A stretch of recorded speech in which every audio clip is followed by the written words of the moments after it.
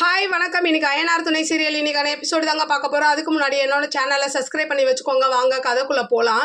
இப்போ டிரைவரை பற்றி இவர் நிறைய கஷ்டங்களை சொல்லியிருப்பார் இல்லையா சோழன் வந்து நிலா கிட்ட. அப்போ நிலா கேட்குறாங்க, இப்படி கஷ்டங்கள் சொல்கிறீங்க, அப்போ உங்களுக்கு ஏதாவது லட்சியம் இருக்கணும்ல அப்படின்னும் போது, லட்சியமா அப்படிலாம் ஒன்றும் இல்லையே அப்படின்ற மாதிரி சொல்கிறாங்க. அப்போ நிலா சொல்கிறாங்க, எனக்கு ஒரு லட்சியம் இருக்குது. இப்போ சென்னைக்கு வந்து நான் வேலை பார்க்கணும், நான் வந்து நிறைய டிசைன் பண்ணி பில்டிங் கட்டணும்னு எனக்கு ஆசை இருக்குது. அந்த மாதிரி உங்களுக்கு ஏதாவது ஆசை லட்சியம் இருக்கான்னு கேட்கும்போது இவர் இல்லை நான் யோசிச்சு காலையில் சொல்கிறேன்னு நிலா கோவப்பட்டு படுத்துறாங்க.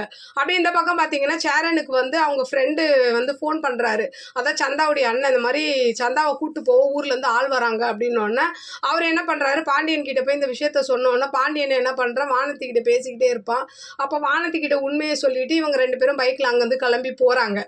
இங்கே இந்த பக்கம் பார்த்தீங்கன்னா சோழன் வந்து காலையில் அந்த பெரியவங்களை கோவிலில் விட்டுட்டு நிலா கிட்ட வந்து இந்த மாதிரி சொல்வார், இந்த மாதிரி லட்சியம் என்னன்னு கேட்டிங்கல்ல, எனக்கு டாக்டர் ஆகணும், வக்கீல் ஆகணும், இந்த மாதிரி கலெக்டர் ஆகணும்லாம் கூட லட்சியம் இருக்குதுங்க அப்படின்னோன்னா, ஆனால் என்னால் எப்படி ஆக முடியும், நான் தான் காலேஜ் ட்ராப் இல்லை அப்படின்ற மாதிரி சொல்லும் போது அப்போ இவங்க சொல்கிறாங்க, அது இது ஆகணும் அது ஆகணும்னு இல்லைங்க, இப்போ நீங்கள் டிரைவராக இருக்கும்போது இவ்வளோ கஷ்டப்படுறேன்றீங்களா, அப்போ சொந்தமாக வண்டி வாங்கணும், ட்ராவல் வைக்கணும் அப்படின்ற மாதிரி உங்களோட கோலை செட் பண்ணி அதுக்காக உழைங்க அப்படின்ற மாதிரி நிலா சில அட்வைஸ்லாம் கொடுக்குறாங்க. சோழனும் அதை கேட்டுக்கிறாரு.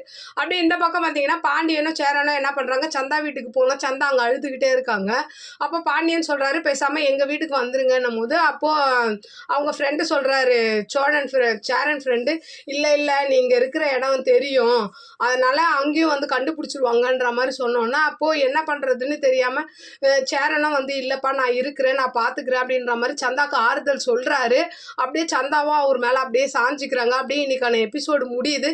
பார்க்கலாம் நாளைக்கு என்ன நடக்கும். ஒரு வேளை சேரன் வந்து சந்தாவை கல்யாணம் முடிச்சிருவாரா, நிலாவும் சோழனும் வரதுக்குள்ளே பார்க்கலாம். நாளைக்கு என்ன நடக்குதுன்னு பார்த்துட்டு நான் உங்களுக்கு ரிவ்யூ கொடுக்குறேன். என்னோட சேனல் பிடிச்சிருந்தா லைக் பண்ணுங்கள், ஷேர் பண்ணுங்கள், கமெண்ட் பண்ணுங்கள். என்னோட சேனலை சப்ஸ்கிரைப் பண்ணி சப்போர்ட் பண்ணுங்கள். நன்றி, வணக்கம், பாய்.